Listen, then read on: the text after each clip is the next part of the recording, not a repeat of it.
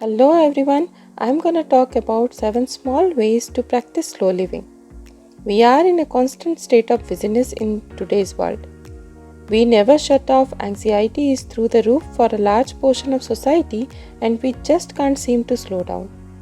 This quarantine has given me a chance to enter this slow living world, and I have experienced that living the slow life can help you live a more mindful, intentional life that you actually enjoy, instead of just going through the chaotic motion every day. So, without having further delay, let's begin. So, my first point here is turn your routine into rituals. We have things to do mindlessly every day. We make bed, get showered, get dressed up, make morning coffee, cook our food, and a dozen of other things. Every single day, we do the same. So, instead of them just being mindless routine activities, slow down and really focus on what you are doing. Pay attention to each of the things you are doing at the moment. The beginning of the day is so crucial, which set up the tone for the entire day. And the first aspect of this is to leave enough time in the morning to pursue the things you wanted to do. Of course, you surely need to have a morning routine to sort your things, but at the same time, it should not feel like just to check on the things in the list. This is the whole idea behind routine versus rituals. When we think about any routine, first things comes to mind is going through the motion or just completing the task we have in our list.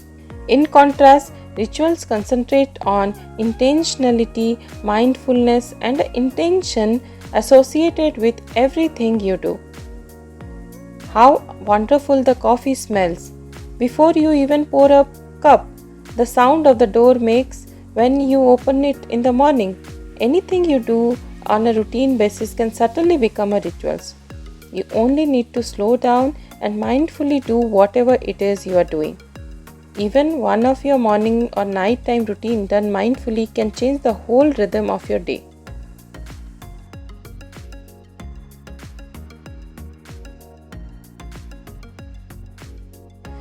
Let's talk about my next point, check in with your body. Staying busy whole day, we just don't realize how much tension or stress our body stores in it. When we stay deep in the focus or take a lot of tension, our body or muscles gets tightened up. And this can create a lot of other issues like headache or back or neck ache, etc. Some extension stress is unavoidable, but what we can concentrate is on the things we can control. And here we can really control is to the way we respond to our stress. And this is where the check-in with the body helps a lot extent. Whenever you feel a lot of stress or anxiety, take a moment and check in with your body. Relax your back, unclench your jaw, release your muscle shoulders, take a deep breath, and you will realize that you feel lighter and it will relax your mental stress too. And it's important to remember to take this action when you are midst of the stress or feeling overwhelmed. And that's why it is very important to identify when you are feeling overwhelmed and stressed, and then check in, release that tension and calm yourself.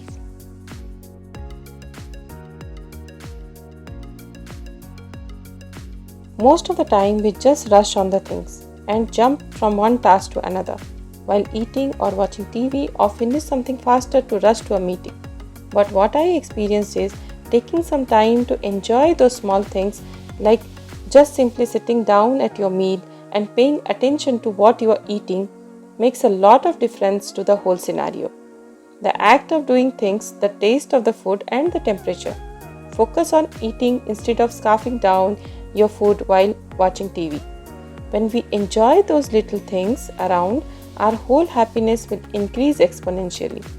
Enjoying small moments is a great way to integrate gratitude in your daily life, and it will really transform your mindset.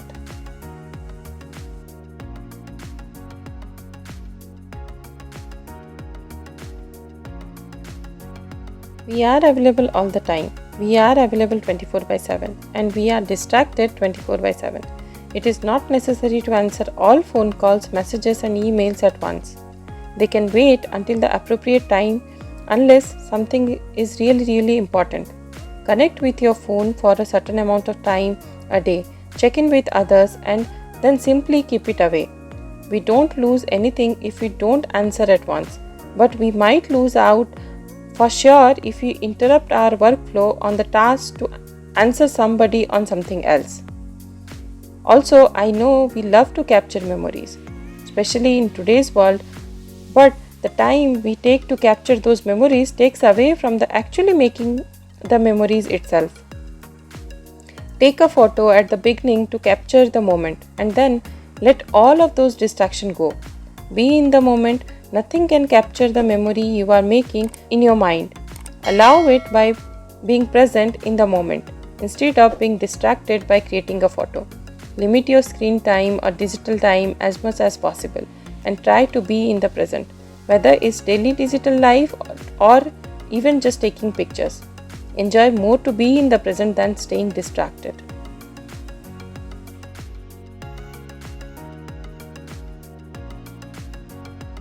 We are never bored anymore, are we?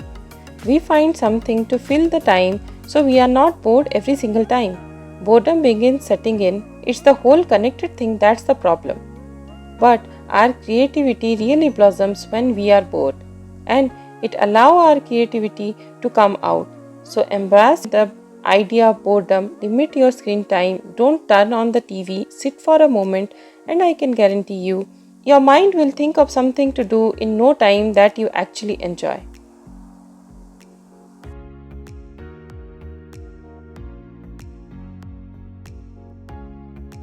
As soon as we finish our work, we feel tired and we find some time to chill.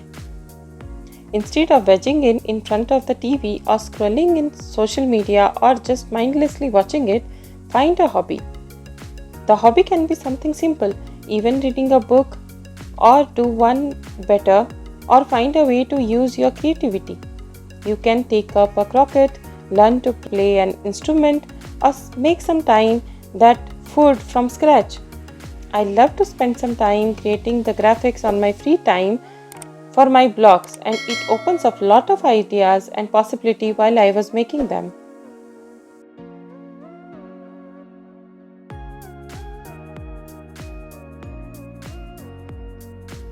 I guess many of us have tendency to get caught up on the details. We place way more emphasis on the small things than we should. We get frustrated on small things.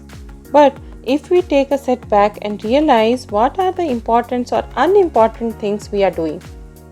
One great way to focus on the big picture is when you are frustrated or anxious or angry, then take a step back and think about the things. Will that thing will matter after few years or even few months later? And might be the chances are you won't even remember those things. Asking question to self will give you perspective and help you to focus on the big picture. During my rushing time, I never get chance to plan this slow life, but now since I have experienced the benefit of it, I'm enjoying this life more and more each and every day. That's it for today's video. If you find this video useful, then please hit the subscribe button and also let me know in the comment below your experience about slow living. I will see you all in my next video. Until then, bye bye.